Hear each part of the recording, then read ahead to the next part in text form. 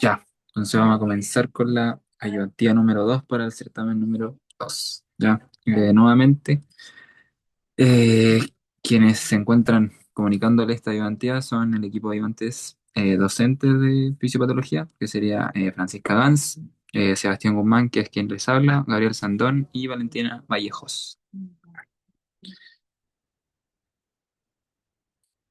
Ya, los temas a tratar van a ser los siguientes: fisiopatología de la circulación coronaria, función ventricular, insuficiencia cardíaca y alteraciones del intercambio gaseoso.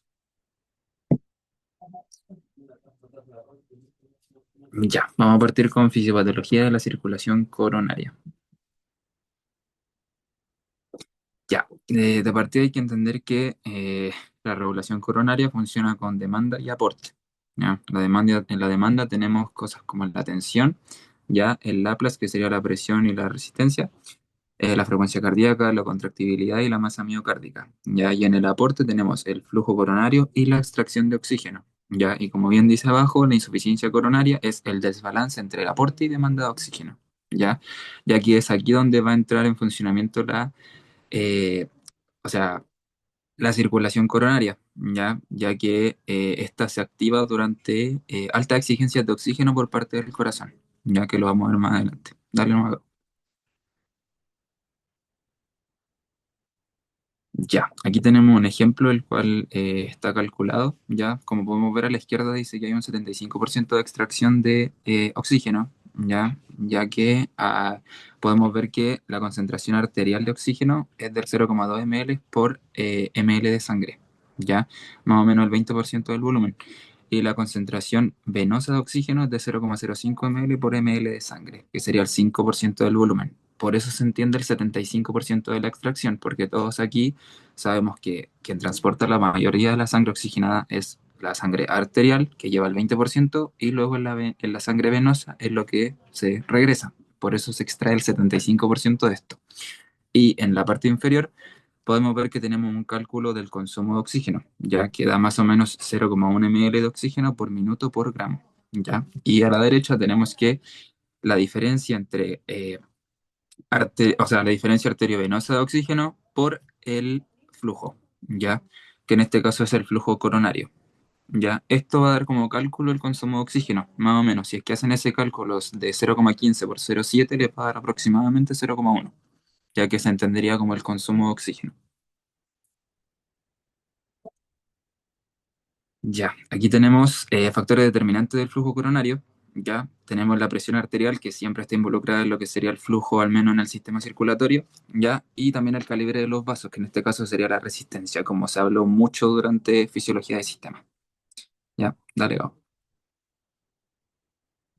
Ya, aquí tenemos un ejemplo acerca del llene de los vasos coronarios intramurales durante la diástole. Ya, de partida a la izquierda dice que tenemos una menor reserva coronaria, ya que este es un ejemplo del uso de la reserva coronaria. Ya, de partida necesito que entiendan que la reserva coronaria, nosotros sabemos que existen arterias y venas coronarias. Ya, las arterias van a ser quienes van a irrigar el miocardio del corazón. Principalmente, más o menos el 60 al 70% del corazón está compuesto del miocardio, que en este caso es la zona muscular.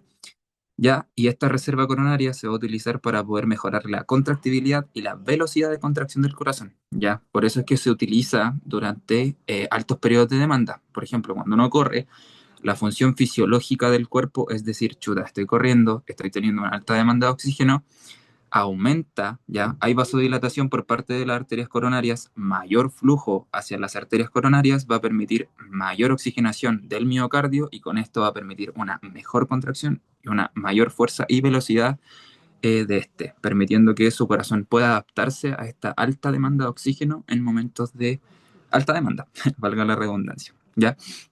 Entonces tenemos menor reserva coronaria, ¿ya? Por lo tanto entendemos que se está utilizando. Al utilizarse el corazón, por lo tanto, se va a contraer más fuerte y a mayor velocidad. Por eso es que dice que hay mayor presión intramiocárdica, porque recordemos que el corazón al contraerse aumenta la presión. Recuerden que cuando el corazón está lleno tiene mayor volumen de sangre. A mayor volumen, menor presión. Y a mayor presión, menor volumen. Entonces al contraerse el corazón, aumenta la presión porque todo el volumen de sangre está saliendo, ¿ya? dice que el uso de la reserva coronaria es en diástole, ya que como muestra el ejemplo, en diástole es donde se empieza a llenar, ¿no es cierto?, esta circulación que está más o menos en la zona miocárdica. Y como bien había dicho anteriormente, hay mayor consumo de oxígeno y un factor contráctil producto de este, ¿no es cierto? Porque si yo tengo un mayor consumo de oxígeno, voy a tener este factor contráctil, el cual me ayudará a estas altas demandas que necesita el corazón en momentos de estrés o deporte. Ya. Tenemos aquí la capacidad de aumentar el flujo coronario por dilatación de arterias, ¿ya? La fórmula les definía a la derecha que es cada uno, ¿ya? En este caso tenemos el flujo coronario, ¿ya? La presión de perfusión coronaria y la resistencia vascular coronaria, ¿ya? El gráfico lo que muestra en estricto rigor es que en el eje Y tenemos el flujo coronario, ¿ya? Y en el eje X tenemos la presión de perfusión. Ya, en este caso, el flujo coronario siempre está autorregulado. Como pueden ver, es esta ola pequeñita que está más o menos en la base del gráfico, ya lo que indica que casi siempre la circulación coronaria va a tener un flujo constante, ¿ya? Ahora, como pueden ver también superior a esto, tenemos un flujo máximo y también una reserva coronaria, ¿ya? Que es la que se va a utilizar en momentos de alta demanda. Entonces, esta fórmula nos indica, ¿ya? Que en este caso el flujo coronario va a aumentar cuando hay aumentos de presión coronaria y disminución de la resistencia vascular coronaria, ¿ya? Al disminuir la resistencia se entiende que el vaso se abre, ¿ya?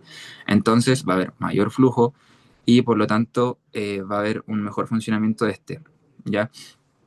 La reserva coronaria, o sea, a ver, el gráfico que estamos viendo es presión presión de perfusión por flujo coronario, porque este puede aumentar hasta un máximo, dependiendo de la vasodilatación de estas arterias coronarias, ¿ya?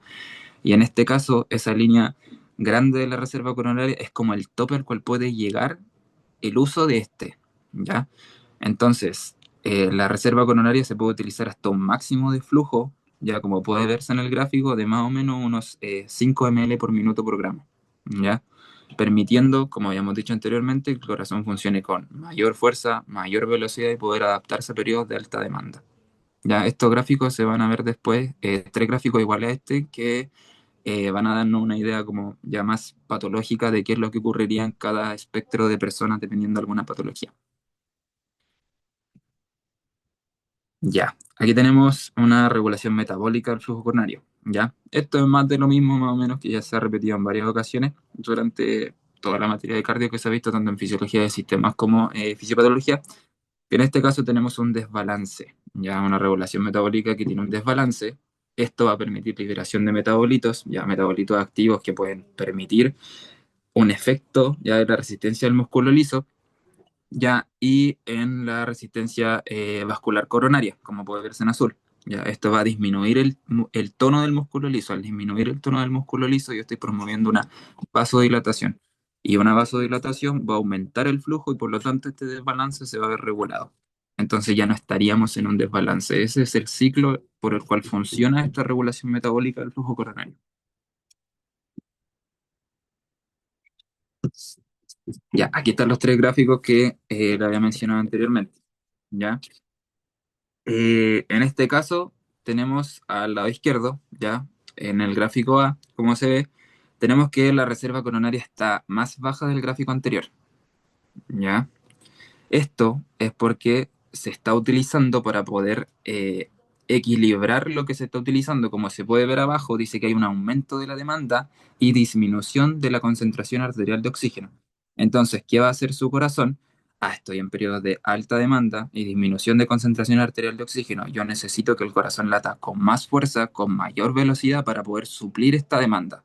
Es por eso que, como indica la línea roja, la reserva coronaria es más pequeña. Como pueden ver, la ola pequeñita que era de autorregulación anteriormente, arriba de esta hay una línea punteada. Ya lo que quiere decir que se está utilizando una cierta cantidad de la reserva coronaria para poder suplir esta demanda.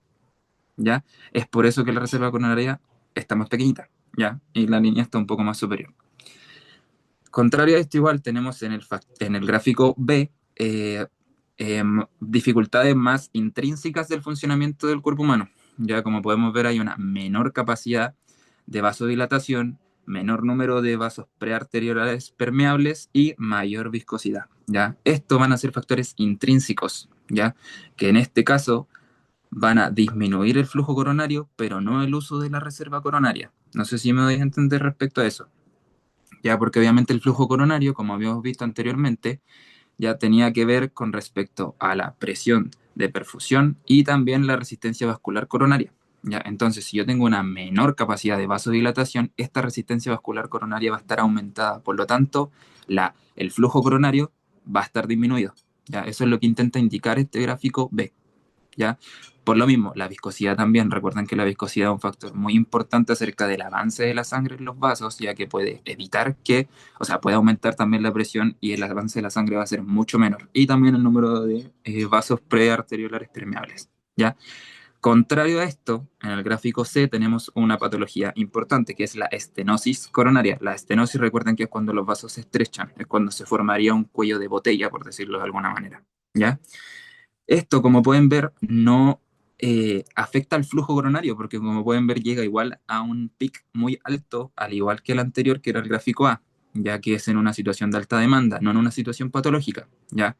En el caso de una estenosis coronaria, este flujo se mantiene constante, llegamos al pic, pero no podemos hacer uso de toda la reserva coronaria producto de esta estenosis coronaria, ¿ya? ¿Por qué?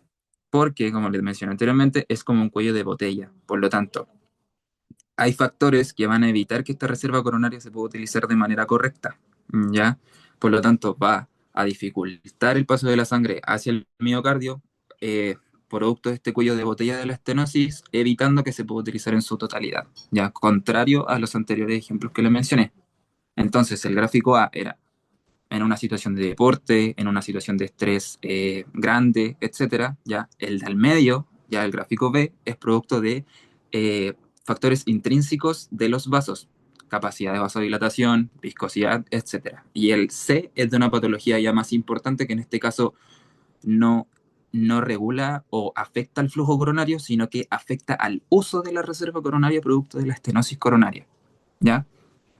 Se entendieron estos tres gráficos porque estaban muy complicados y personalmente me pongo una mano en el corazón y a mí igual me costó bastante entenderlos. ¿Quedó claro?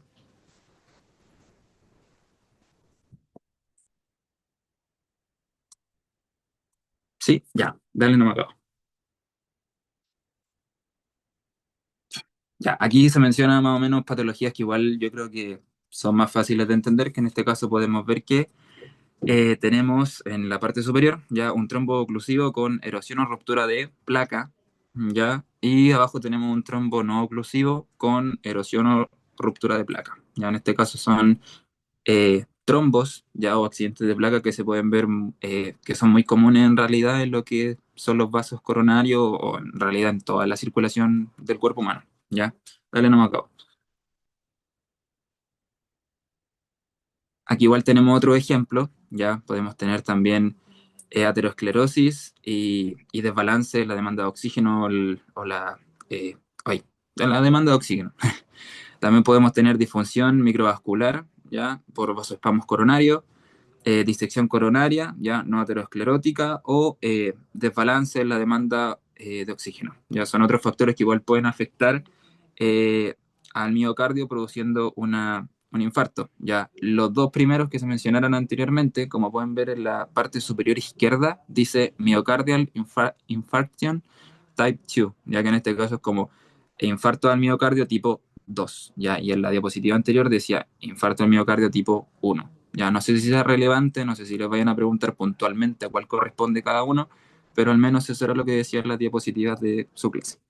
Dale nomás, Gabo. Ya, este gráfico es bien importante, pero más que nada muestra un criterio diagnóstico acerca de algún infarto al miocardio. ¿Ya? En este caso, a la izquierda, en el eje Y, tenemos la troponina cardíaca, ya que es ¿cómo se llama esto? Un criterio de medición para alguna afección cardíaca. Ya abajo tenemos el tiempo desde el inicio de los síntomas, ¿ya? En la parte superior tenemos muestreo muy temprano, muestreo temprano y muestreo tardío y muestreo muy tardío, ¿ya? Como pueden ver, la línea morada tiene diferentes intervalos que aumentan hasta un pic y luego bajan de manera constante, ¿ya? Lo más importante de esto es que es un criterio para poder diagnosticar un infarto agudo al miocardio, ¿ya? Y en este caso el criterio general para poder ver esto es que la troponina esté por sobre el umbral de 99%, ¿ya? En este caso, eh, como pueden ver, más o menos en el muestreo temprano y entre el muestreo tardío es donde se alcanza esto, ¿ya? Ya que llega hasta el pic. ¿Ya? Eso es lo que indicaría un criterio diagnóstico de un infarto agudo al miocardio. ¿Ya? La línea azul también muestra un daño como tal del corazón, pero es una lesión miocárdica crónica. ¿Ya? Esta no tiene unos pics de troponina cardíaca, ¿ya? Sino que se mantiene constante, pero sí indicaría un daño como tal del corazón, ya como en el caso de una miocardiopatía, por ejemplo. ¿Ya? Eso es lo más importante de este gráfico, que se utiliza como un criterio diagnóstico al medir la troponina cardíaca. Ya, aquí tenemos el ejemplo de una evolución del infarto al miocardio. Como podemos ver, tenemos una variación de 40 minutos, 3 horas y 96 horas. Ya la parte rosada es no isquémica, la parte negra es la isquémica y la parte rosada es la necrótica. Como pueden ver, en la evolución del infarto al miocárdico esto va avanzando. Como pueden ver, parte en 40 minutos con una zona necrótica pequeña y al pasar de unos 4 días esto aumentó notablemente, incluso ya más o menos cubriendo la mitad de lo que sería esta estructura. Ya, entonces igual es grave esto el infarto o el miocardio. Yo creo que más de alguno de ustedes ha escuchado mencionar alguna vez de que cuando uno tiene un infarto o el miocardio, el corazón queda muy dañado e incluso cuando uno ya tiene una secuela de un segundo infarto o el miocardio, es muy difícil recuperar la función del corazón y es aquí donde ya, como le llaman clínicamente, un infarto fulminante. Ya es producto de este daño que se causa en un infarto o miocardio. Ya aquí complicaciones del infarto o miocardio: insuficiencia cardíaca, rotura de la pared ventricular izquierda, ya, insuficiencia mitral aguda, arritmias ventriculares malignas y remodelación ventricular que puede ser una hiperplasia o una hipertrofia en este caso. Ya, esto de aquí en adelante muestra por decirlo así, procedimientos que han ido creando para poder condicionar el corazón a este daño isquémico producido por un infarto o el miocardio. ¿Ya? Tenemos un preacondicionamiento y un postcondicionamiento que se va a ver más adelante. ¿Ya? El precondicionamiento, como se menciona aquí, son isquemias cortas que precondicionan al miocardio adaptándolo a isquemia y disminuyendo el daño que ellas producen mediante una modificación metabólica del cardiomiocito. ¿Ya? O sea que son periodos cortos de isquemia antes de que ocurra este infarto o el miocardio. Ya es como que te estoy preparando, produciendo una isquemia constante en periodos cortos hasta que llegue la isquemia ya severa cuando llega el infarto o el miocardio. ¿Ya? Esto, como dice en la parte inferior, va a disminuir la velocidad en que se produce el daño, pero no evita el efecto máximo de la isquemia. O sea que aún así, aunque este precondicionamiento ayuda a disminuir la velocidad y quizá un tanto el daño, no va a evitar que haya daño de por sí, porque al final el infarto o el miocardio va a producir daño de todas maneras. Dale, no me acabo. Ya, aquí está el ejemplo más didáctico, por decirlo de alguna manera. Como pueden ver en la parte inferior a la izquierda, salen unos cuadritos azules. Estos son los precondicionamientos, que son isquemias de 5 minutos, como se menciona. ¿Ya? Como pueden ver, no hay mucha diferencia con el grupo control, ya que en este caso ambos tienen la misma isquemia, ya ahí tienen una reperfusión de 3 días, entonces este es como el primer procedimiento que se utilizó. Ya, dale, avance. ¿Ya? Aquí se ve que en este caso sí puede ayudar también a aumentar lo que es el tiempo, porque se menciona que el precondicionamiento puede ayudar a disminuir la velocidad de avance del daño isquémico, que en este caso ayudó entre 20 minutos o 24 horas, como se menciona ahí. ¿Ya? Y luego ya ocurrió la reperfusión. Estos gráficos son medios confusos, pero quédense con la idea de que el precondicionamiento es eso, hacer que en este caso el individuo tenga periodos de isquemia cortos antes de tener el infarto o el miocardio, que en este caso sería la isquemia prolongada. ¿Ya? Dale, no me acabo. Ya, aquí está el postcondicionamiento, que en este caso se entiende un poquito más y ya se muestra en el ejemplo didácticamente qué es lo que hace esto. ¿Ya? Esto, como se menciona, el otro era el pre, este es post, entonces este sería después del infarto. Ya en breve, periodos de isquemia inducidos al comienzo de la reperfusión. Ya recuerden que primero uno tiene el infarto, esto va a producir una isquemia y luego hay una reperfusión, ¿ya? Que es cuando vuelve a haber perfusión sanguínea hacia el corazón, en este caso al tener un infarto o el miocardio, ¿ya?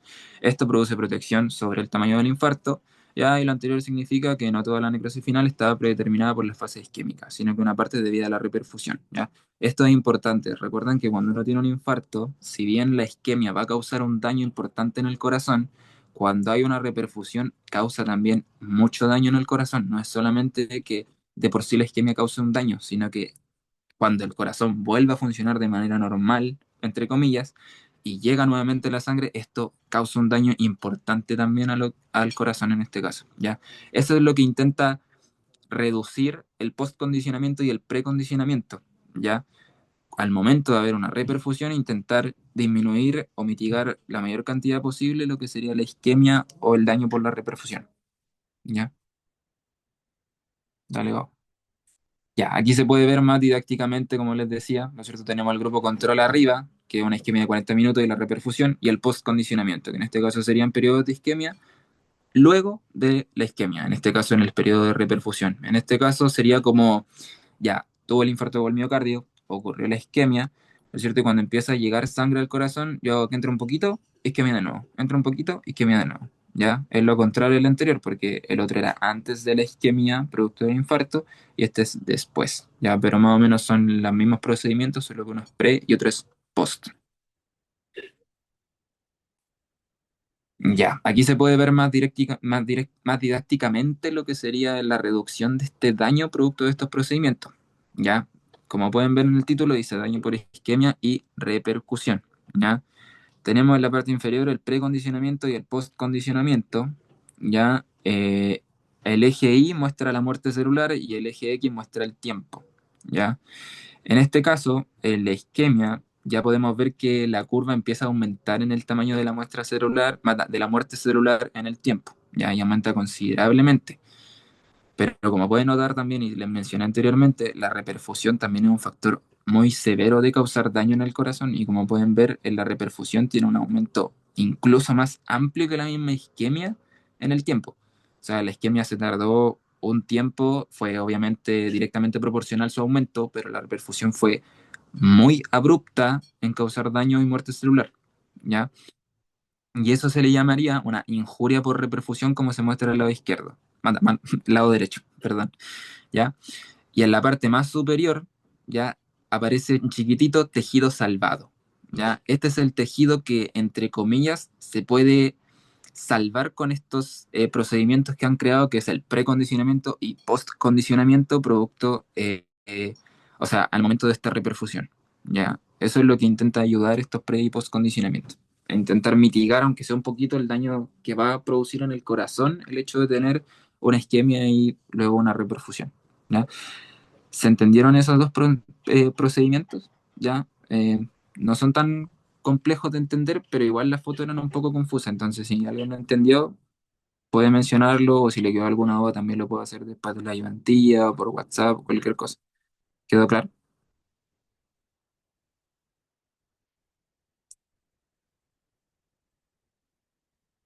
Ah, ya, listo. Ya, dale nomás a cabo, dale con las preguntas. Aló, buenas. Ya. Ahora para continuar un poquito, logramos poner como dos preguntas para poder como ir viendo cómo van la integración de los conocimientos que estamos viendo. Y la primera es, ¿qué concepto describe la capacidad del corazón para aumentar el flujo coronario ante un incremento de la demanda metabólica? A, flujo coronario basal; B, la reserva coronaria; C, la perfusión diastólica; y D, la autorregulación miocárdica. Vamos a dar unos segunditos para responder y después pasamos como con una breve explicación sobre lo que ya estábamos viendo.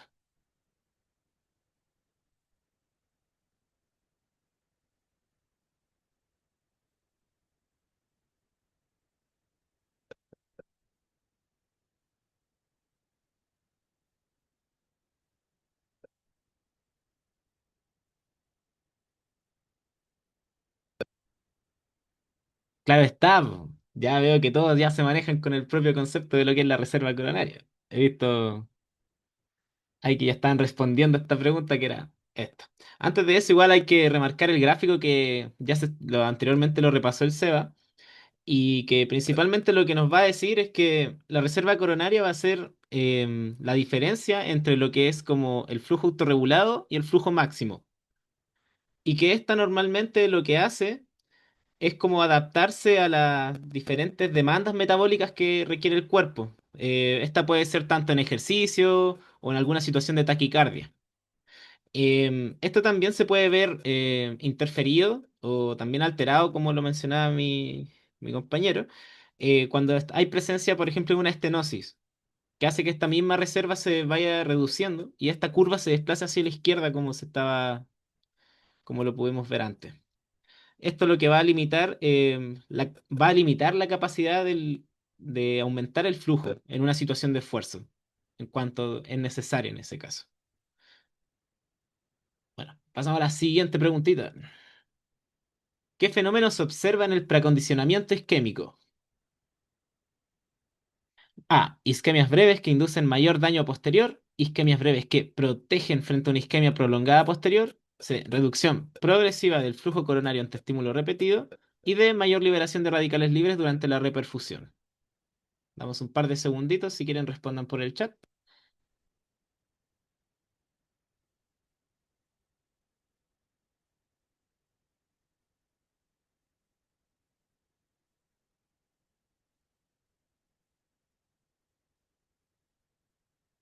De nuevo ahí, respondiendo al tiro. Súper bien. Ya, vamos a pasar entonces a lo que es la explicación.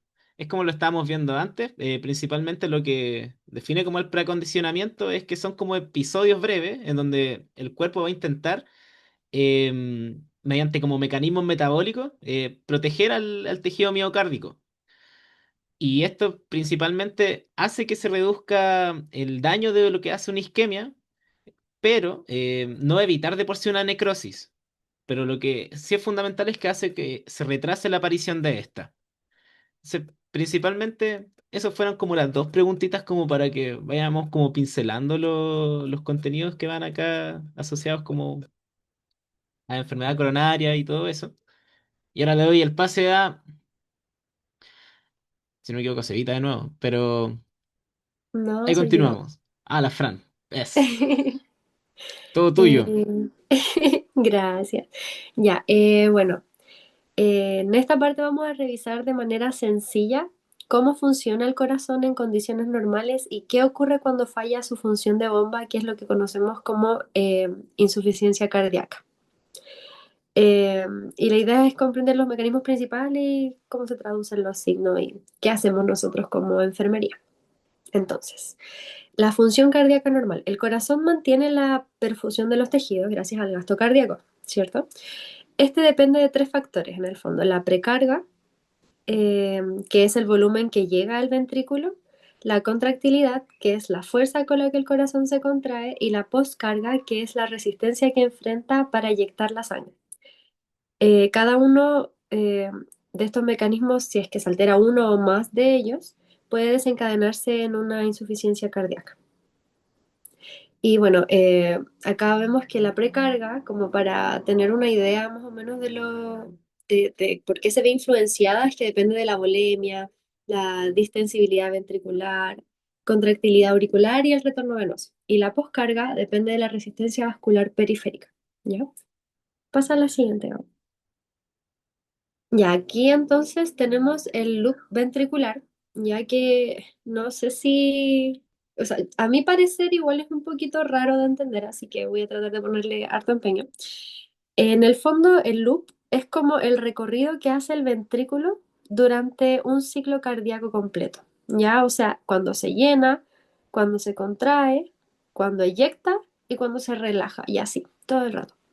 Entonces, vamos a partir desde el final de la sístole, que la sístole es cuando se contrae, ¿ya? Cuando en el fondo se ha vaciado el ventrículo. Y bueno, vemos acá en el gráfico, que no sé si el Gabo, voy a apuntar un poquito al, aquí abajito, donde está el 40, donde está iniciando la línea punteada, eso. Ya, y vemos que en el fondo no se queda completamente vacío, sino que se queda como con 65 aprox ml de volumen, ¿ya? Y aquí se abre la válvula auricular ventricular y el volumen asciende sin cambios de presión, ¿ya? Y ocurre sístole auricular y se cierra la válvula auricular del ventrículo izquierdo y tenemos el volumen al final de la diástole. Aquí hay como un aumento de presión, ¿ya? Porque el ventrículo está lleno de sangre y viene la despolarización ventricular y sístole, entonces eh, queda como, a ver, que lo que se llama contracción isovolumétrica, ¿ya? Y el aumento de la presión que ocurre acá, que es para, en el fondo, como eyectar, activa la apertura de la válvula aórtica y cuando se abre se produce el vaciado, ya que es la fase de eyección, ya que vendría siendo la sístole. Y una vez que se reduce el volumen y se relaja el ventrículo, logra bajar la presión de nuevo. Y esto provoca el cierre de la válvula aórtica y ahí inicia la diástole ventricular, que de nuevo empieza la fase de relajación y está todo el rato. Entonces, pasa a la siguiente. Nosotros tenemos como distintos como condiciones que pueden afectar este como llenado, como este ciclo normal del corazón, ¿ya? Eh, entonces, entonces vamos a partir con la imagen que está a la izquierda, ¿ya? Que aquí tendría que ver con la precarga, ¿ya? Entonces, si es que nosotros el normal sería el negrito, como ese de ahí.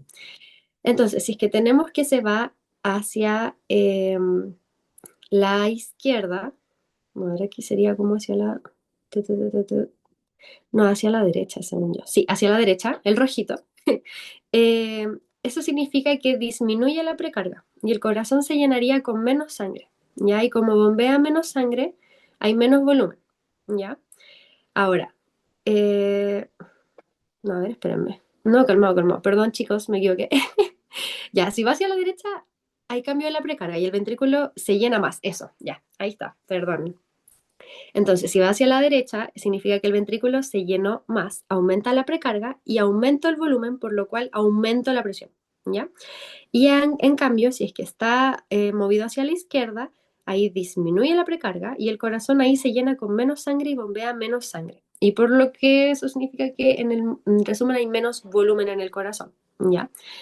Ahora, el que está abajito, ese, tiene que ver con la contractilidad, ¿ya? Si es que el volumen sistólico está hacia la izquierda, si se fijan, solo se mueve como la parte de la izquierda, no se mueve la parte de la derecha, ¿ya? Entonces, no como en el gráfico anterior. Entonces, fijándonos en el monito negrito, con respecto a la contractilidad, si es que se mueve hacia la izquierda, o sea, en la parte rojita, eh, es que la contractilidad disminuyó y a ver cómo puedo explicar esto. Es como que el volumen sistólico como que disminuyó sin llenarse más. Está disminuido sin llenarse más. Entonces es porque el corazón ha bombeado con más fuerza. O sea, aumentó su contractilidad y promueve como una mayor entrada de calcio. Entonces como que en el fondo la contracción es mucho más fuerte, ¿ya? Y si está hacia la derecha es al revés, pues que está como, no necesariamente está eh, como que en el fondo tiene menos fuerza, como que no se contrae fuertemente, ¿ya? Y puede ser porque en el fondo hay poca fuerza en el miocardio, que eso suele ocurrir harto, ¿ya? Y eso puede ocurrir en el ejemplo que dio el Seba anteriormente, que vendría siendo en un infarto, cuando el corazón tiene una isquemia, que es en el fondo que se le muere tejido, tiene menos fuerza para contraerse y eso produce que el gráfico esté movido más hacia la derecha. Y el de arriba, ese de ahí, habla de la postcarga, ¿ya? Y este vemos que si es que se va hacia arriba o hacia abajo, ¿ya? Se va hacia arriba, ¿qué tan alto es problemas con la eyección debido a la postcarga? Si aumenta la postcarga, entonces aumenta la resistencia vascular periférica, impidiendo que el corazón ejerza fuerza necesaria para el bombeo de sangre. Y eso genera aumento de presión, haciendo que el corazón vaya creciendo. Y trata de contrarrestar tensión que se genera sobre él por la poscarga. Y eso disminuye el radio del ventrículo sin mejorar el gasto cardíaco, que lo vamos a ver más adelante, ¿ya? Y cuando hay una disminución de la poscarga, baja la curva, que vendría siendo la verdecita de ahí. Y hay un mejor vaciado menor fuerza que se opone a la expulsión de la sangre y hay un mayor vaciado y baja la presión en el corazón.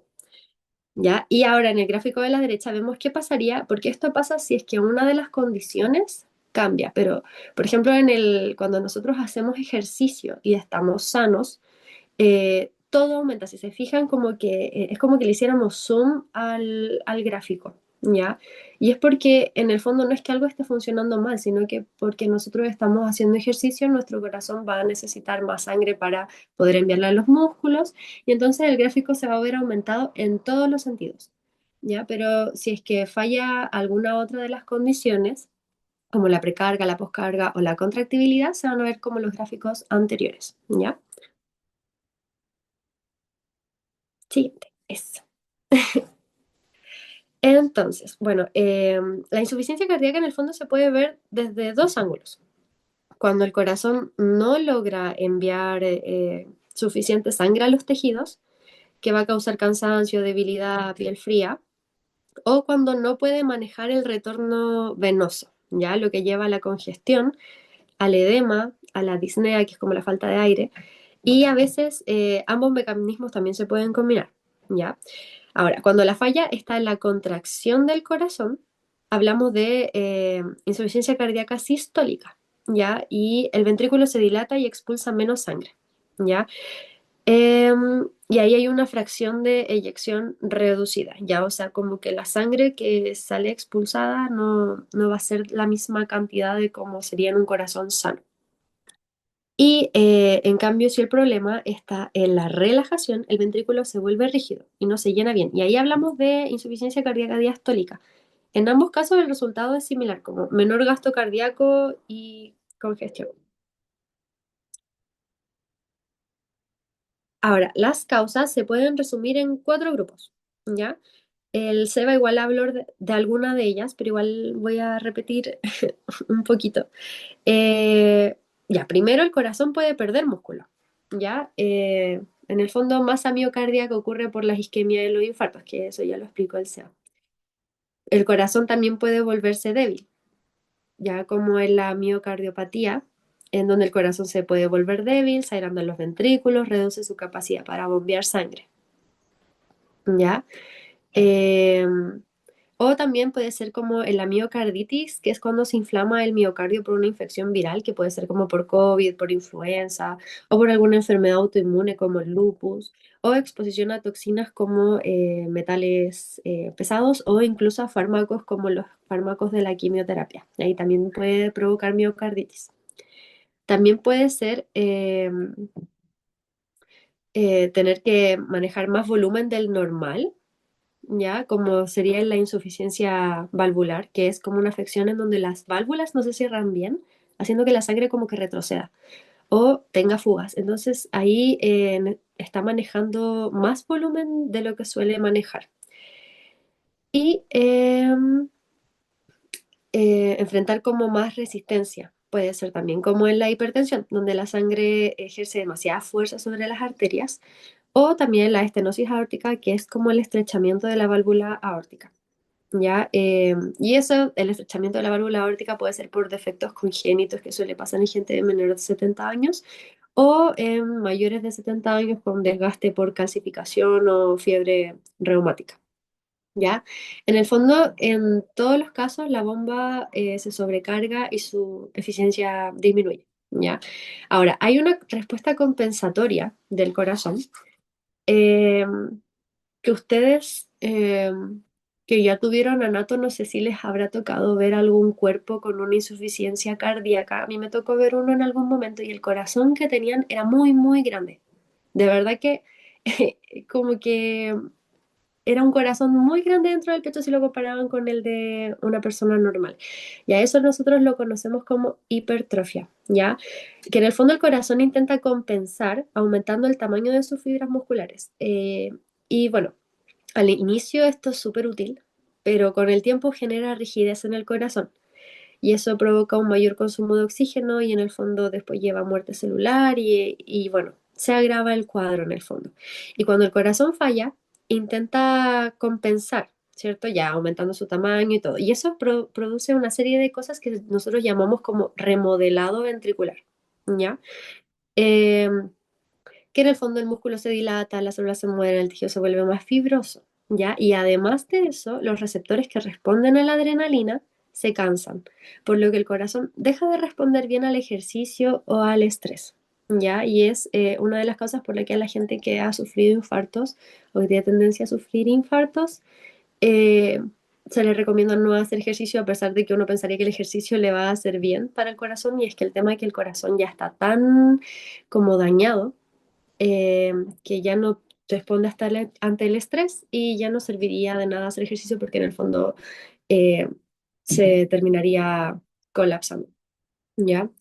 Ahora, existen dos tipos de hipertrofias cardíacas que se ven a la derecha, que vendrían siendo la hipertrofia concéntrica, ¿ya? Que es que se ve como que abarcó casi todo el ventrículo y hay un espacio muy chiquitito para poder llenarlo, que en el fondo las paredes se engrosan, ¿ya? Y eso es por una sobrecarga de presión, ¿ya? Como en la hipertensión, por ejemplo. Y eso podríamos asimilarlo a un ejercicio de levantamiento de pesas, ¿ya? O sea, como que el músculo creció. Ahora, la hipertrofia excéntrica, que es la que está al otro lado, tiene que ver más con el volumen que con la presión, ¿ya? Y eso implica una dilatación de la cavidad. Y eso responde a una sobrecarga en el volumen, aumentando la longitud de los cardiomiocitos. Y eso lo podríamos asimilar como algo parecido al ejercicio de resistencia, ya como para que quizás se le haga más fácil asimilarlo con algo que conozcan. Pasa a la siguiente. Gracias. Bueno, la disfunción diastólica, bueno, en la disfunción diastólica el corazón bombea bien, ¿ya? Pero no se relaja bien, ¿ya? O sea que el problema en el fondo no es expulsar la sangre, sino llenarse adecuadamente. Y es como un globo duro que cuesta llenar, ¿ya? Un ventrículo rígido no puede relajarse bien. Entonces, la presión dentro del ventrículo sube y se transmite hacia atrás. Y cuando hablo de hacia atrás, me refiero a los pulmones, ¿ya? Por eso estos pacientes suelen tener como condiciones respiratorias, ¿ya? Así como eh, disnea, ortopnea, signos de congestión, aunque su fracción de eyección sea normal, ¿ya? Y bueno, las manifestaciones clínicas son dependiendo del tipo de falla.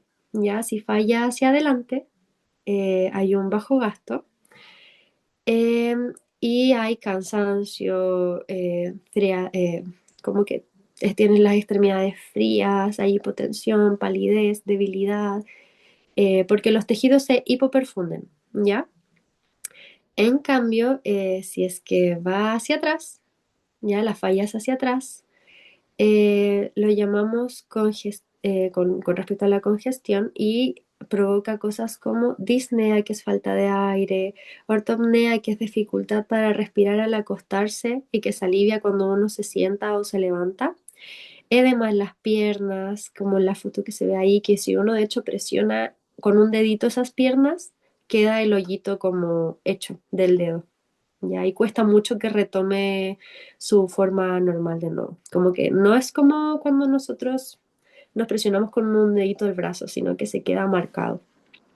También puede provocar estertores, que en el fondo son como sonidos respiratorios, así como cuando uno oculta un pulmón, se escucha así como un ronquido, como un burbujeo, ya cuando la persona inhala. También puede provocar hepatomegalia, que es el agrandamiento del hígado, y algo muy curioso que es la ingurgitación yugular, que es la dilatación de las venas del cuello, de la yugular, que se ve en la foto de la derecha. Y de verdad que se ve así, chiquillo. ¿Ya? Eh, bueno, y en el fondo nosotros como enfermería buscamos reconocer estos signos y así nos permite actuar rápido ante una descompensación. ¿Ya? Pasa a la siguiente, por fin. Y bueno, el tratamiento farmacológico para mejorar la función cardíaca, y bueno, reducir la mortalidad también. Bueno, tenemos inhibidores del sistema renina-angiotensina, que son los IECA, ARA2, que ustedes igual deben estar familiarizados con, por fármaco quizá, que son como el enalapril, el losartán, ya, que en el fondo relajan los vasos sanguíneos y reducen la carga de trabajo del corazón a grandes rasgos, ya. Y frenan el remodelado ventricular que vimos anteriormente con respecto a la hipertrofia, ¿ya? Tenemos beta bloqueadores, como el carvedilol, el metoprolol, ¿ya? El bisoprolol también, que en el fondo bloquean la acción excesiva de la adrenalina, ¿ya? Que en el fondo ustedes saben que la adrenalina sobreestimula el corazón y eso no nos sirve en la insuficiencia cardíaca. Ya, o sea, uno podría pensar que es raro dar un fármaco que le baje la fuerza al corazón, pero en realidad lo protege del estrés continuo y lo deja trabajar más tranquilo. Ya, por eso se recetan beta bloqueadores. Están los antagonistas de receptores de los mineralocorticoides, ya, que en el fondo ayudan a eliminar el exceso de líquido y a prevenir que el corazón se endurezca por la fibrosis. Y los inhibidores del cotransportador de sodio glucosa tipo 2. Sí, que en el fondo como que ayudan al corazón a eliminar el exceso de glucosa, porque estos se usan para la diabetes, ¿ya? Ayudan al corazón para eliminar el exceso de glucosa y agua en la orina. Entonces reducen en gran medida las hospitalizaciones por insuficiencia cardíaca, ¿ya? Ahora, también existen otras terapias que son más avanzadas, como la de resincronización cardíaca, que es como en el fondo un marcapasos, ¿ya? eh, que estimula ambos ventrículos a la vez, ¿ya? Entonces como que trabajaran los dos al mismo tiempo, ya en laten sincronizados. Y eso mejora el gasto y en el fondo reduce los síntomas de la insuficiencia cardíaca. También tenemos el ECMO, que es el soporte vital extracorpóreo, que lo ven en la imagen de la derecha, que es un sistema mecánico que reemplaza totalmente la función del corazón y de los pulmones, ¿ya? Y ya, bueno, esto igual se usa en insuficiencias cardíacas terminales o refractarias, que es cuando ya se aprobó con el máximo de medicamentos que se le podía dar a la persona y en realidad no mejora. Ahí se procede a usar el soporte de ECMO, ¿ya? Y bueno, después ya por último tendríamos al trasplante, que es cuando ya todas las terapias médicas y mecánicas fallan y en el fondo consiste en reemplazar el corazón dañado por uno sano, ¿ya? Y bueno, aquí el rol de enfermería, como había dicho anteriormente, es súper importante con respecto a la educación y la adherencia a medicamentos, ya porque fijarse de que el paciente se esté tomando los medicamentos a la hora, porque no todos los medicamentos tienen los mismos efectos en los mismos horarios, ya fijarse que entienda por qué es importante que se tomen los medicamentos. También educar con respecto al almacenamiento, de que, por ejemplo, si es que se le acaba, ir a buscarlo al CESFAM si es que es posible y si es que no, que por favor, por ejemplo, no los compre en la feria porque están expuestos al sol, a distintas temperaturas. De verdad que, chiquillos, nosotros hemos visto de todo, entonces de verdad que uno tiene que tratar de educar a la gente en todos los ámbitos que a uno se le puede ocurrir, así como puede sonar muy tonto decirle a alguien no compre medicamentos en la feria, pero de verdad que lo hacen. Entonces, hay que abarcar todo eso, el control de peso, porque por lo general las personas con insuficiencias cardíacas son personas con sobrepeso. Y vigilar los signos de descompensación. Es súper importante avisarle a las personas también que ellos mismos sepan cuáles son sus signos de descompensación, ¿ya? Que es lo que veíamos anteriormente con respecto a la disnea, que te falte el aire, que sientas que tienes mucha fatiga, que tienes las extremidades frías, que tienes los labios azules, que tiene edema en las piernas. Todos esos signos de descompensación es súper importante no solo saberlos nosotros, sino que también informarle al paciente para que esté pendiente de eso y acudir a una urgencia en caso de que así sea necesario.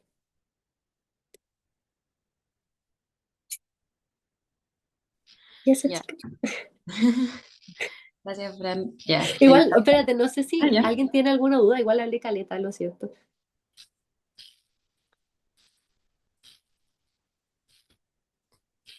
Parece que no. No, ya, bacán. Dale, vale. Ya. Bueno, hola, me llamo Valentina. Yo le voy a hablar sobre alteraciones de intercambio gaseoso. Eh, vamos a hablar sobre algunos conceptos clave. Vamos a hacer una repasada bien como no tan profunda. vamos a hablar sobre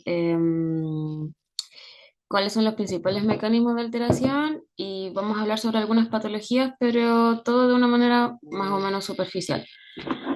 Ya, así que dale nomás. Y en honor al tiempo, vamos a tratar de hacerlo un poco más rápido, ¿ya? Bueno, primero que todo hay que hablar sobre el intercambio gaseoso. Cosas importantes sobre el intercambio gaseoso va a depender sobre la ventilación, la inspiración, la expiración, etcétera, y los mecanismos como anatómicos que tenemos, la difusión, sobre todo por la perfusión, la membrana alveolo-capilar y distintos componentes que la componen. Y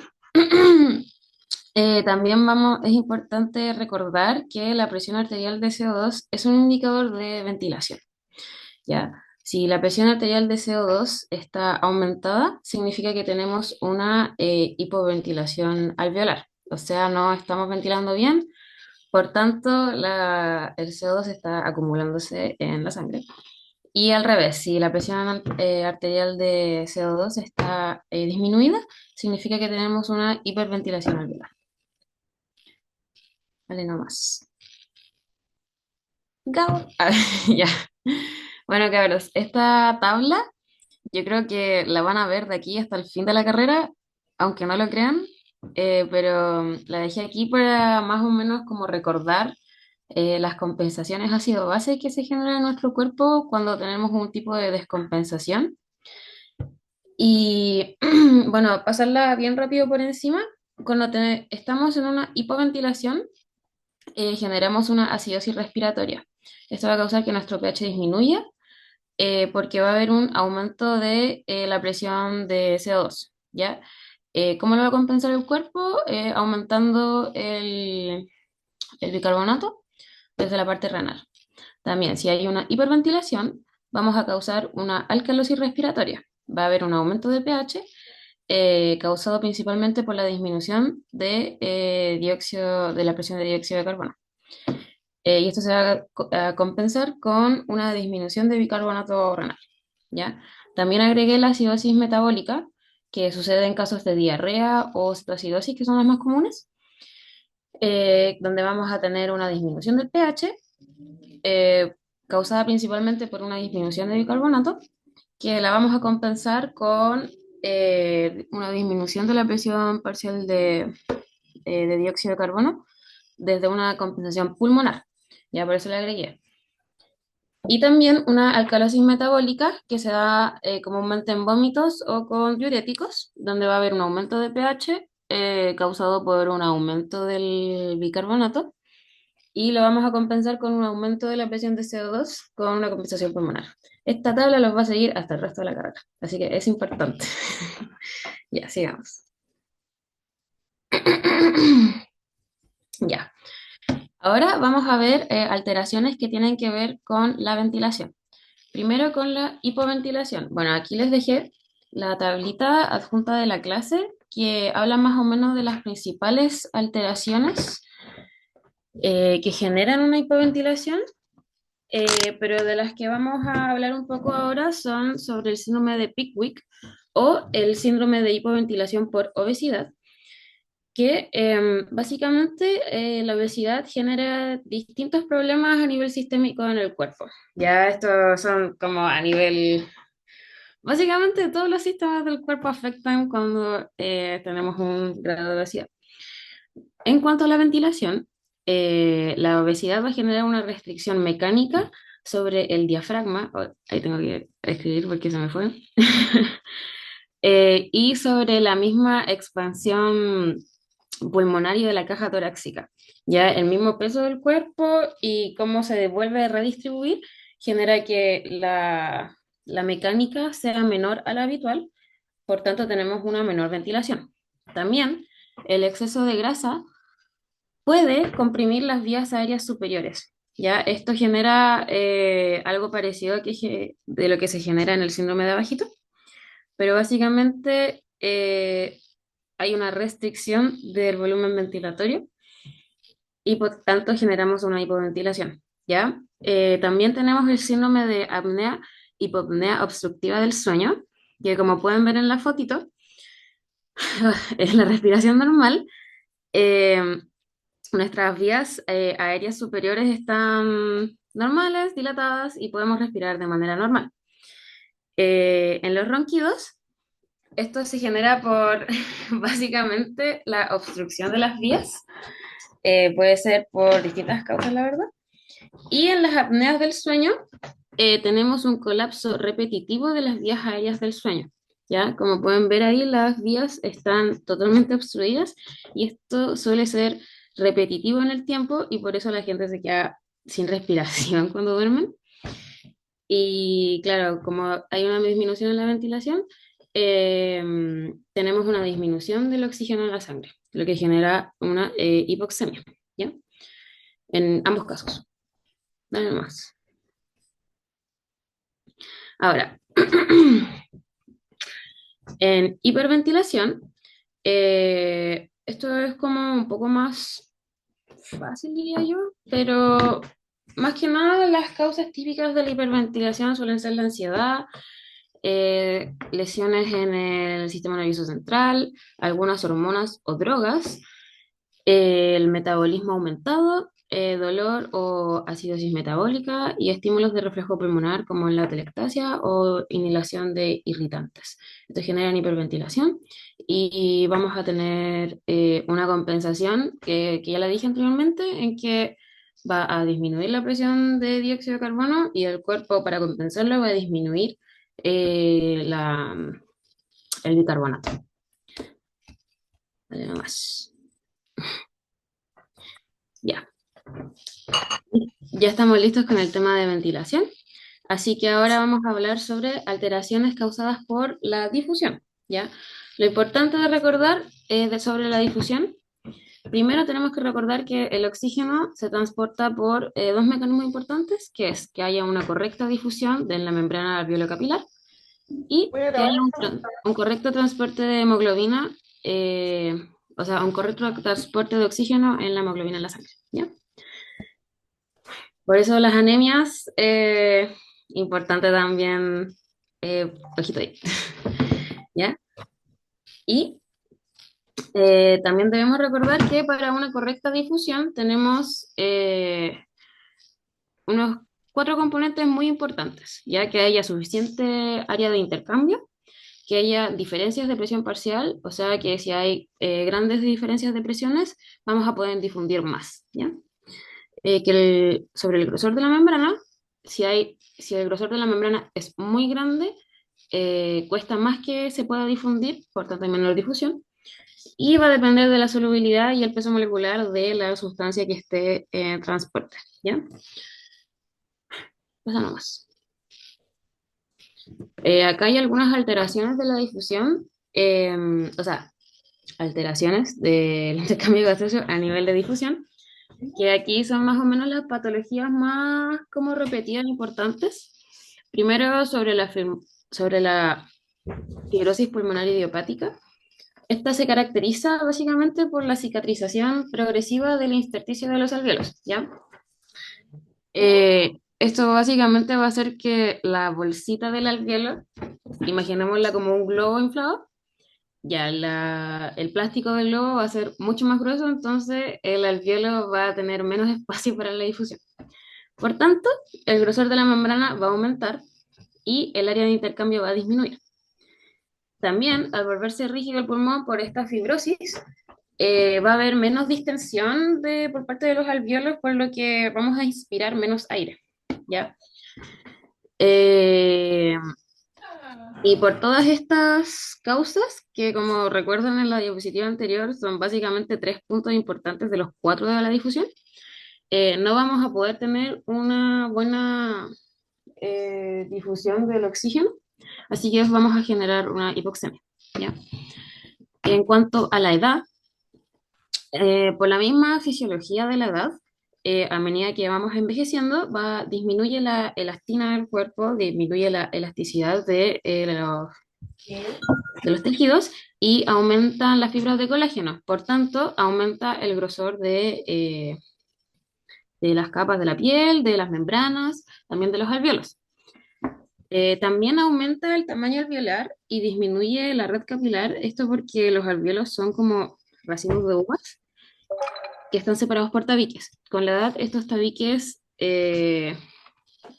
como que ya no desaparecen, pero como que se rompen y generan alvéolos más grandes que están menos perfundidos. Entonces, generamos menos áreas para la difusión.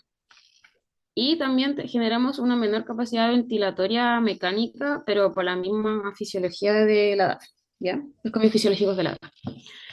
En cuanto al ejercicio, cuando estamos en condiciones normales de ejercicio, tenemos una mayor frecuencia respiratoria, lo que genera una mayor ventilación.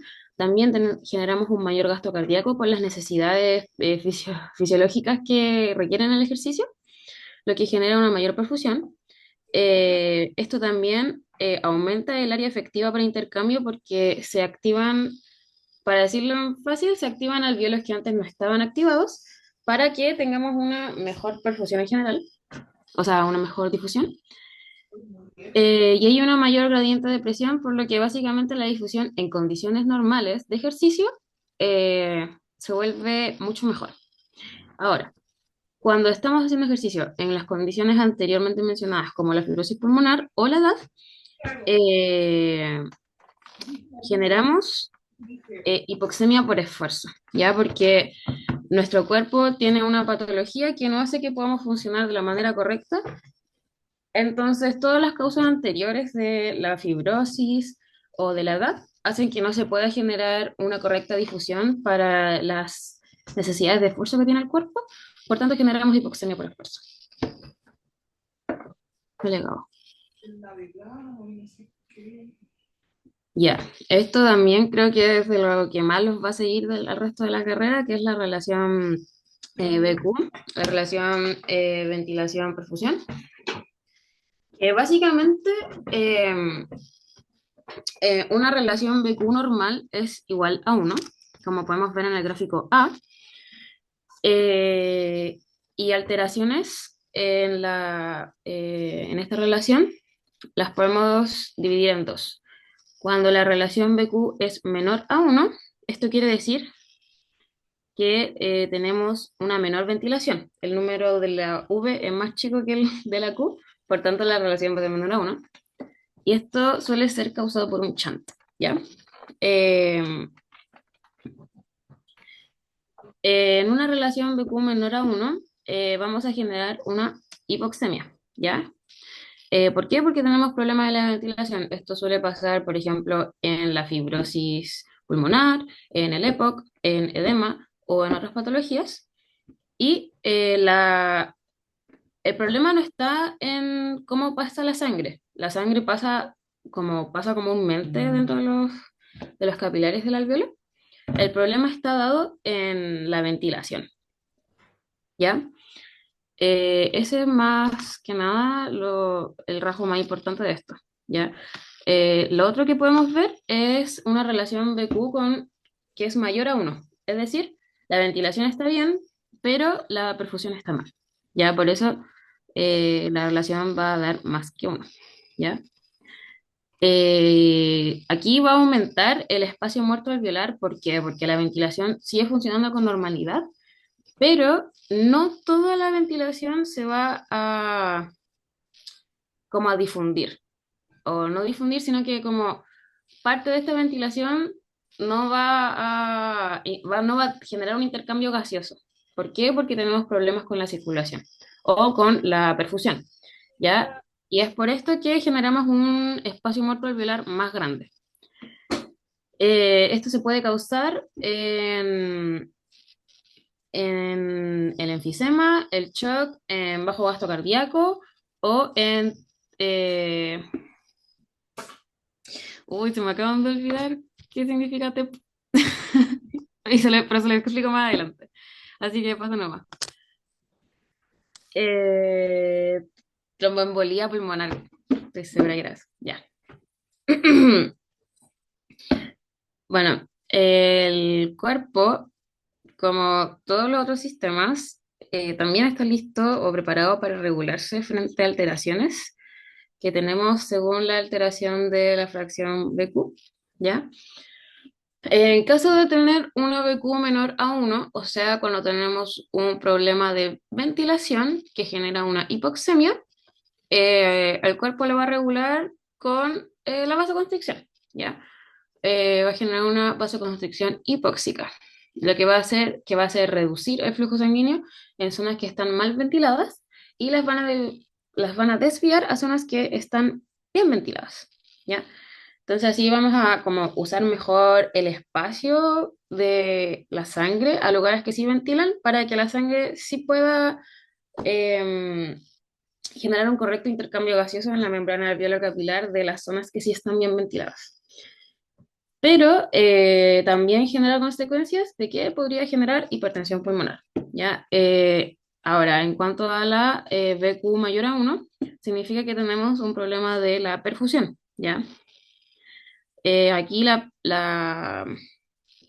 perfusión es insuficiente para la cantidad de ventilación que tenemos, por tanto, vamos a disminuir la ventilación con una broncoconstricción refleja, ¿ya? Esto va a disminuir la ventilación y vamos a generar como la fracción BQ va a llegar a 1, pero va a llegar con menor ventilación y menor perfusión, ¿ya? No significa que esté normal, se trata de normalizar, pero va a igual ser menor. Dale nomás. Ahora vamos a pasar un poco más rápido los siguientes temas en honor al tiempo. Bueno, sobre insuficiencia respiratoria. Importante recordar los tipos de insuficiencia respiratoria, ¿ya? Bueno, la insuficiencia respiratoria, ahí está más o menos cuáles son los que definen la insuficiencia respiratoria. Y hay dos tipos. Primero la 1, que es la tipo parcial, que es hipoxémica y que hay una falla en el intercambio gaseoso. Y luego está la insuficiencia respiratoria tipo 2, que es de tipo global, que es hipercápnica y genera o sea, que es generada por una falla en la ventilación. Que, claro, si prestaron atención a todo lo anterior, básicamente es repetir lo mismo, pero poniéndonos en distintos casos patológicos, ¿ya? Los principales mecanismos que generan la insuficiencia respiratoria es una relación desigual entre la ventilación y la perfusión, una alteración en la difusión, un shunt, una hipoventilación o una disminución del oxígeno inspirado, que suele ser por la insuficiencia respiratoria por altura. ¿Ya? Dale nomás. Ahora vamos a hablar sobre enfermedades vasculares del pulmón. Eh, un segundo que me están llamando. Así, ya.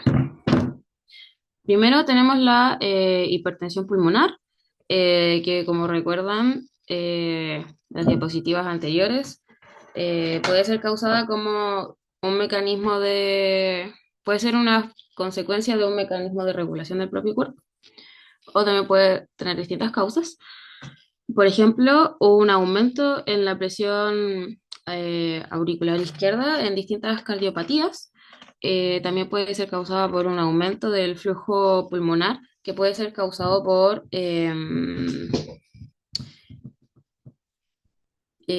una comunicación interauricular o una comunicación interventricular, que es una patología en que básicamente la aurícula izquierda con la derecha están conectadas, o el ventrículo izquierdo y el derecho están conectados, que suelen ser patologías como de nacimiento, ¿ya? También se puede dar por un aumento en la resistencia vascular en caso de hipoxia, la trombosis o una remodelación vascular, y puede conducir a cor pulmonales, ¿ya? Que es básicamente el fallo en el ventrículo derecho. Y también, aquí estoy hablando del TEP, que es el tromboembolismo pulmonar, ya se me había olvidado, que es básicamente la oclusión de las arterias pulmonares, que es producida mayormente por el desprendimiento de un trombo generado en las piernas, ¿ya? Es muy importante esto, es un trombo que suele ser mayormente generado en las piernas, en la zona de los tobillos, por por la circulación, ¿ya? Creo que eso es como destacado en rojo, amarillo, lo que sea, y que está compuesto por la triada de Virchow. Es decir, hay una estasis, una hipercoagulabilidad y un daño endotelial. ¿Ya? Aquí disminuye el hecho vascular, lo que genera más resistencia y genera hipoxemia y colapso alveolar. Nada más. Y para finalizar, vamos a hablar rápidamente sobre el edema, que es la acumulación de líquido en el intersticio o en los alvéolos. Ya puede causarse por un aumento en la presión hidrostática, un aumento en la permeabilidad, linfática insuficiente o menor presión oncótica. ¿Ya? Esto también es como fisiología general, pero en el edema a nivel pulmonar. ¿Ya? Y puede ser causado por, o sea, hay distintos tipos de edema. Está el edema por altura, que genera hipoxia, una vasoconstricción desigual y una fuga capilar. Un edema cardiogénico, que básicamente una presión de enclavamiento con mayor a 15 miligramos por mercurio. Y también un edema no cardiogénico, ya que puede ser causado, por ejemplo, con tóxicos o etcétera, que puede generar una menor distensibilidad pulmonar, una mayor resistencia aérea, una menor presión arterial de oxígeno y estímulos de receptores J y disnea. Así que listo. Ahora pasaremos con algunas preguntas de aplicación. ¿Todo claro, chiquillos? ¿Alguna duda hasta acá?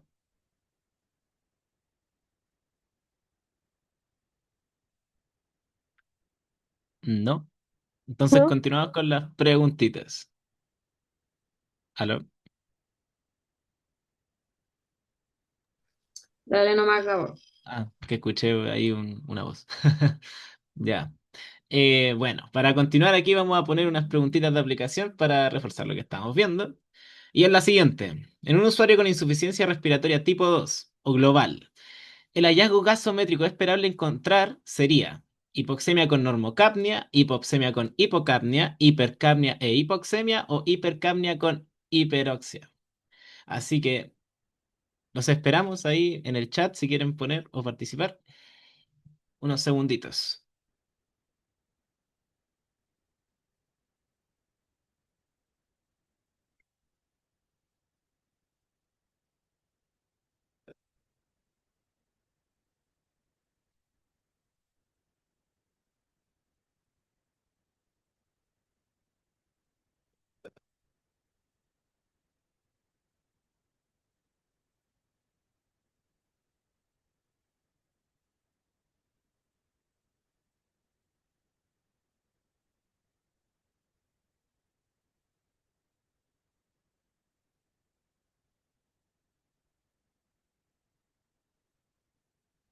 Ok, entonces vamos a continuar con la respuesta en este caso. Vamos a ver, ¿alguien respondió?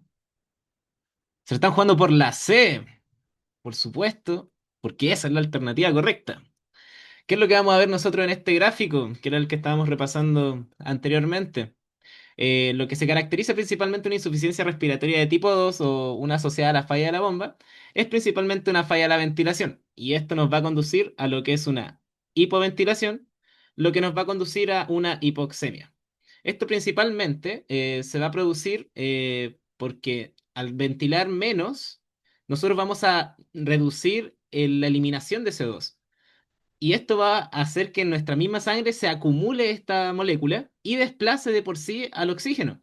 Entonces, eso nos conduciría a lo que sería a la respuesta en este caso, que sería una hipercapnia junto con una hipoxemia, en resumidas cuentas. Mm, sí, más que nada sería eso. Ok, la siguiente pregunta. ¿Cuál es el mecanismo principal de la hipoxemia en la enfermedad pulmonar obstructiva crónica? A. Aumento de la difusión de O2. B. Disminución del gasto cardíaco. C. Alteración del control central de la ventilación. Y D. La desigualdad de la relación ventilación-perfusión o VQ. Le damos un par de segunditos para responder la pregunta.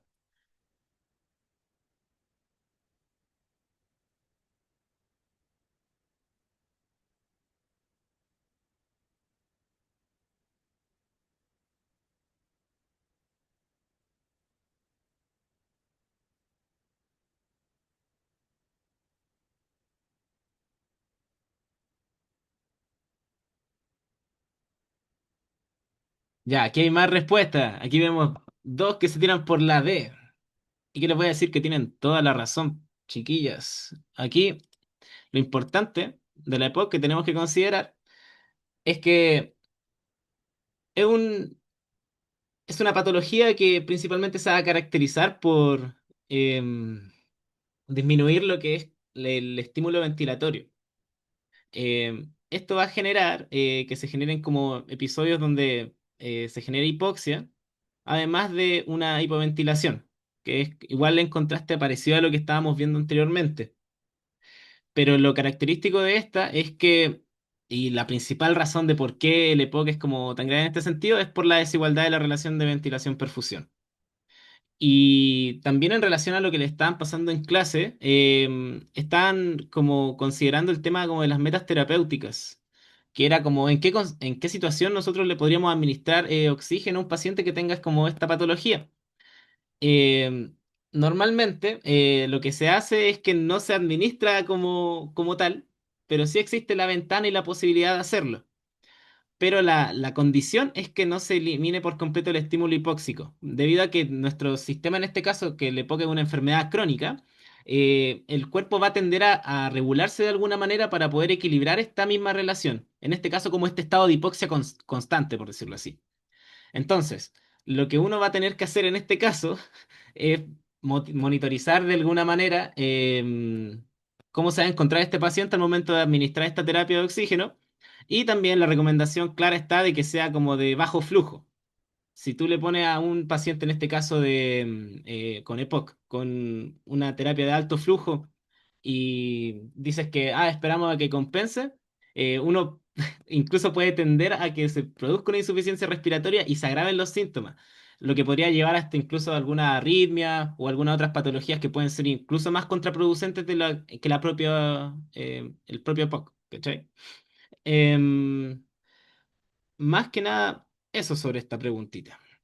Y ahora pasamos ya a la última, que es en el síndrome de apnea, hipoapnea del sueño, SAOS. La hipoxemia intermitente nocturna se produce por A, un colapso repetitivo de la vía aérea superior, B, un aumento de la difusión alveolar, C, una alteración del centro respiratorio y D, disminución del volumen sanguíneo pulmonar. Damos un par de segunditos para que respondan la preguntita. Estaban fáciles, estaban fáciles. Ya, ahí estamos. ¿Alguien más opina algo diferente?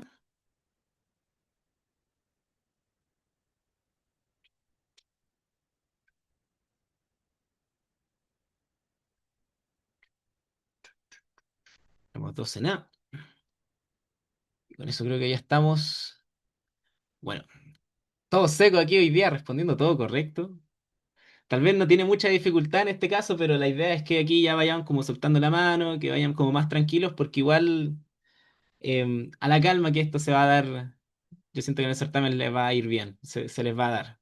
Así que, ya. Y tienen la razón, por supuesto, que vamos a encontrar lo que es el colapso repetitivo de la vía aérea superior.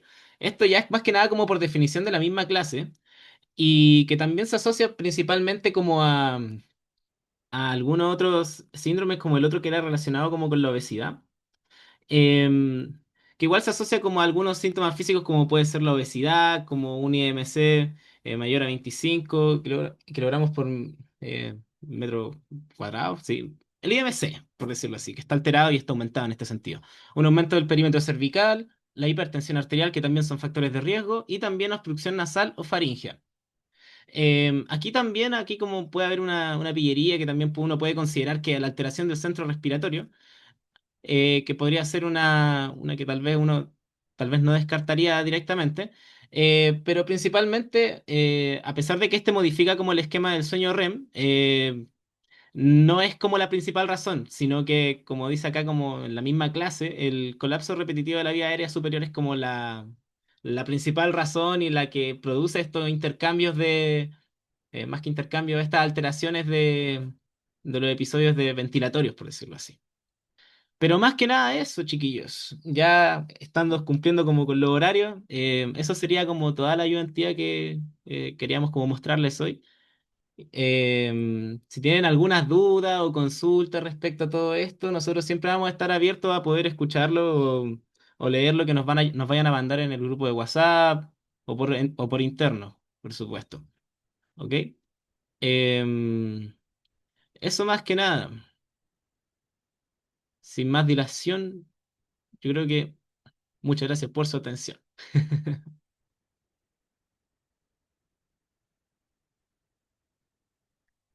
Gracias. Que les vaya bien, chiquillos. Confíen harto en ustedes. Éxito, Chao. éxito, éxito. Sí, no lo entiendo. Hay algo que yo todavía no le cuento.